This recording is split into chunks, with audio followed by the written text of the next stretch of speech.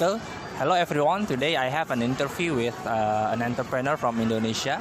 She has a garment business in Indonesia. The name is Fleure International. So let's have some discussion with him, Mr. Okay, so could you speak a little bit about your business? Just a description. What is your business, and then where is it operated? Maybe a little bit, and when the company is born. Thank you, Aziz, for the opportunity. And my name is Fleuré, and I'm an entrepreneur from Indonesia. And my business name is Fleure International. I name it after my name, and international is after my dream. And my business started in 2013.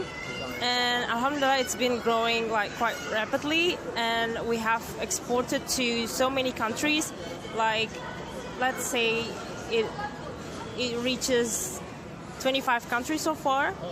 Yes, like the most country that export from us is actually from the UK, the USA, Australia, Middle East, and many countries from the European side.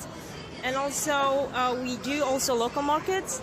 And what we do is actually our garment manufacturing is catering demand with smaller amount of orders instead of getting something big like most of the other garment manufacturers. They accept orders more than 5,000 pieces per design. But what we do is we get smaller quantities, even 25 pieces per design, because we want to help the startup companies to actually start their own businesses. And from there, we expanded to other diversifications, such as trading companies. We do also trading, and we do consultation for business. And now we are doing also restaurant business.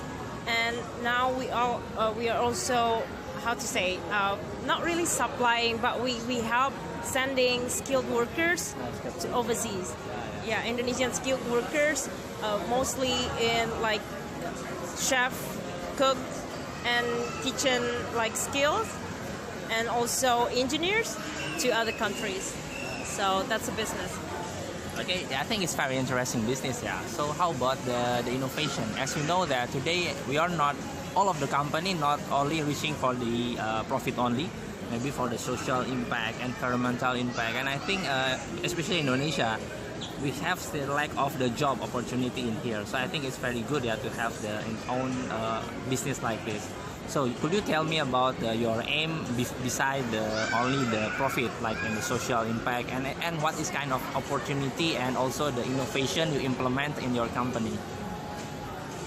Yeah, so actually the way I started the company was actually to solve the problem of socio-economic issues in Indonesia, mostly unemployment, poverty, and so many other social issues that keep coming up even with this modern technologies and era. So what I was trying to do is actually to provide job opportunities, which is mainly for people who live in the urban areas instead of in the capitals. So my business actually started in a small town called Probolinggo. It's 2 hours from Surabaya. You can go to the east side. So it's famous for Bromo Mountain. So besides the tourism, they don't really have much industries there. So what I was trying to do is to provide a job opportunities for everybody, even the skilled, the unskilled ones, even the uneducated one. So everybody can actually learn something and work.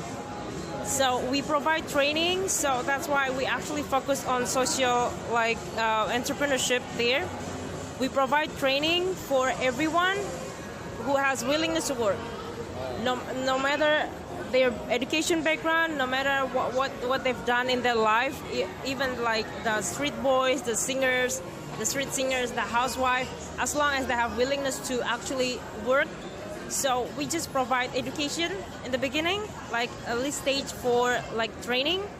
And then we upgraded their skills, and we teach them how to sew, how to do other works in the garment industries and fashion industries.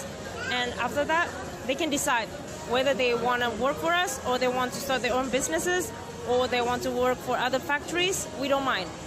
But we do social responsibilities by giving them training. And most of them actually end up working for us. And so far, with this project, we have solved 2% of unemployment in the city.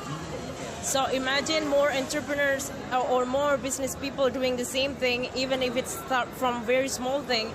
But actually, the impact can be big if the numbers of people doing it will be even more. So if one person like me can do 2%, imagine like 50 more people that it can even like solve 100% of unemployment in the city. Yeah, I think it's very interesting. Yeah, when so many people is trying to get work, you start your own business. So my question is, what is your inspiration? I mean, why you start like this? Not just your friends, maybe, or the other one who just apply for the for employee, but create a business. So do you have some inspirational story or something that the breakdown?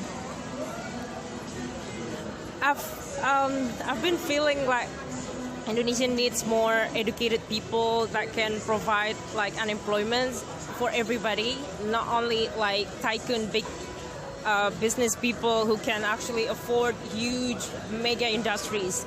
So what I was trying to do is actually to provide a small opportunity for myself to actually give opportunities for more Indonesians in the small areas and then in the villages to have like the same opportunities with people who are working in the cities. So I don't want them to actually migrate to the big capital cities to end up like spending more and earning actually less. Why don't they just stay and build their village? They can actually do farming and work at the same time. Like most of our employees, they are actually farmers. They have their own farms and then they grow lambs and then they keep chickens and things like this. At the same time, in the morning until evening, they work for our companies. So if they migrate to the cities, they will not be able to do this. So my goal was actually, because I felt like, alhamdulillah, thanks to Allah, that I have like education, which most of the other Indonesians don't have. So why don't I just try to use my education background, my knowledge, my experiences to start something and benefit the poor people and to actually solve socio-economic problems in Indonesia. So that's actually my main goal and my main start. Yeah. Okay, about the next future, do you have any plan, like a short-term or the long-term plan for this innovation also? And how about the impact? I mean, when you implement this innovation or this entrepreneurship, what is the impact you will see in the short-term run or in the long-term run? So for the short-term run, I see that more people actually start like doing entrepreneurial industries and even small-scale businesses. And actually, that's a very good news. And for me, like I've been trying to encourage more people to actually start even from the very small scale and whatever they can do from whatever they have and from where they are. So like this impact actually impacts me as a business person and my company itself. So by doing this, actually my company is also growing together with our customers, because as I told you before, we try to encourage like the startup businesses, because most of the garment manufacturers will not provide any services for small scale orders. So by doing this, we are actually growing together with them. And now as we are growing, we also diversified our businesses, and we have done so many other like sectors, including the trading and then consultation and restaurant businesses and many other things. So by doing this, it shows actually even from the smallest step, you can actually grow to international companies. Yes.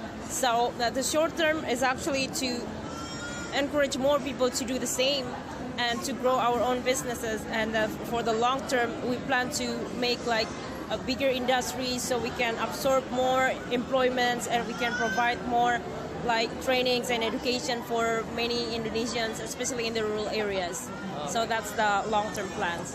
Yeah, hopefully we can even grow bigger to reach even more than 10,000 employees all over Indonesia.